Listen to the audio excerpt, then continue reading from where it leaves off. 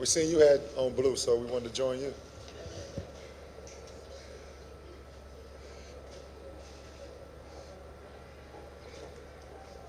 Yep. Guys, Ira Winderman from the South Florida Sun Sentinel. I wear glasses because I need to. Can you guys both talk about, I know it's hard to digest now, but the wild ride from that last game here against Dallas in Game 6 to getting back for another chance. In this moment, can you just sort of sum up what these 12 months have been like? Long. It's been a long 12 months. But obviously when you lose in the finals, it hurts. And then you have to come into the season. You got to forget it, but you can't forget, in a sense. So you play and you try to get back to this moment again, for you can, in a sense, redeem yourself, or in a sense, put yourself in that position again to succeed. So, we're blessed that we're able to be here again, in our second year together, to be able to go back to the finals. Well, it's been a journey. It's been a long ride, like you said. But we're happy we've been able to, put ourselves in a position, and not take. We're going to take any days off. We knew it was a process of once again this year, and we're just going to just take each rider, each hump, each obstacle as it came to us, and we couldn't shortcut anything this year. But we're happy to be back in this position. We look forward to the challenge.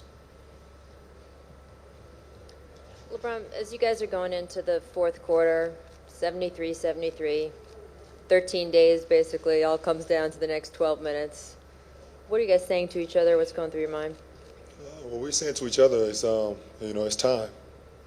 It's time, and we want to give a lot of credit to the Celtics. They got a hell of a coach in Doc Rivers and great players. And they pushed us,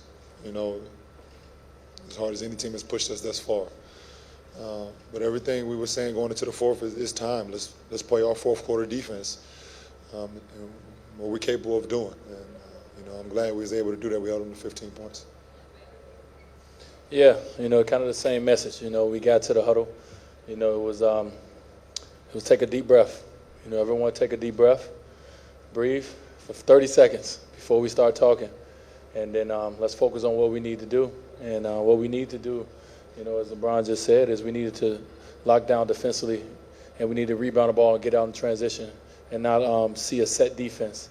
And we was able to do that to open the game up, get better opportunities to score and attack the rim. Dwayne and LeBron here to right here. Josh Friedman, 790 the ticket. Doc said of his team late in the game, we had nothing left. Did you sense in the fourth quarter that fatigue was really kicking in with them? Well, for us, this team is a great team, a great champion. Like you said, they got 4 future Hall of Famers on this team. For us, we just said, listen, we got to keep playing. We got to keep playing, and hopefully you see, them look a little tired.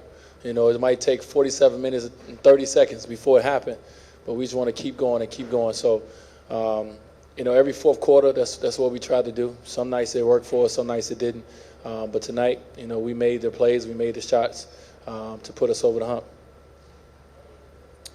Michael Wallace, ESPN.com. Dwayne, can you sort of talk about the pattern that you've played in this series has sort of been the same, slow starts, sluggish starts, and you figure it out in the second half. Just talk about that process, sort of figuring them out and getting your game going when they really needed it. Yeah, early on, I think I had 5 assists in the first half. I was being aggressive, but it wasn't being aggressive necessarily, looking for my shot every time, just trying to get my guys going. As I said, when the team is double teaming you every time you have the ball, whether it's in the post or pick and roll, it's going to be hard in the beginning of the game to get going. So you got to let things open up. You got to let them eventually get tired, and maybe that blitz ain't the same no more. Maybe that coverage ain't the same. So, I was just being patient, as much as possible. And no matter what everyone on the outside said about me, I'm a winner. I'm a team player. And that's what it was all about. It wasn't about my numbers. It wasn't about my scoring. It was about doing what I can at the right times to help my team, come out victorious. And to follow up, LeBron, did you sort of see that and sort of adjust your game to be more aggressive in the first half because of that? No. I got to be in attack mode no matter what's going on throughout the course of the game, and I always know that, he's going to figure it out. So, it's not the fact that, I see what's going on with him in his game, so I got to be more aggressive. I got to stay aggressive. It's going to help our team a lot, and I don't have to worry about him. I don't, like the last series in the Indiana game where he didn't play well, I didn't even go to him or say anything to him. I know he's going to figure it out. So, it's just the player that he is. But for me, I always got to be in attack mode and try to help our team. LeBron, how many times this fall when you were working with I understood what his passion was. I understood what his drive was. And we pushed each other every single day. In that four-day span, we called it a hell week. That we worked out in Akron, and I he was a little upset about the series in Dallas and where they got eliminated by Dallas, and I was as well. So we pushed each other each and every day. So I envisioned us getting to this point. Like I said, I was happy for him that he's able to get to the finals. And I'm looking forward to going against him.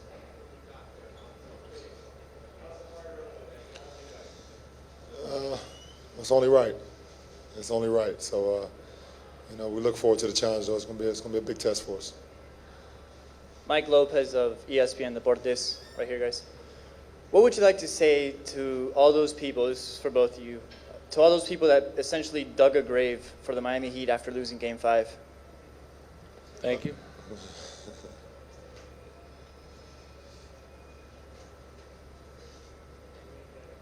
Thank you. Appreciate it.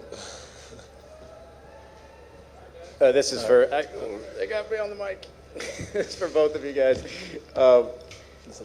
Did Chris tell you guys that he would, that three-pointer in the corner would be available? Because he said he saw it in tape or whatever, especially after the last game. And then just what does it say about him that he's able in his third game to come back and perform like that in a Game 7? Chris is big. Huge. Game ball automatically goes to him. Without his production tonight, we don't win. Come off the bench, 19 and 8. It's huge. It's something that we haven't had. We haven't had that type of that activity, that firepower off the bench since we got here. And it's unique. It's very unique that CB is coming off the bench, but it may be something great for us.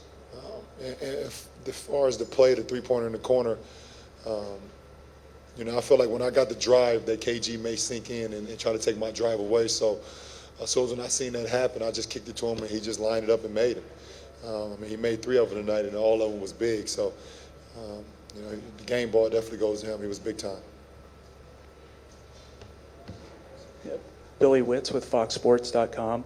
In the last 5 years of playing against the Celtics, and what have you learned about from playing against Allen and Garnett and Pierce? Competitors. They're great. They're great. You can never relax.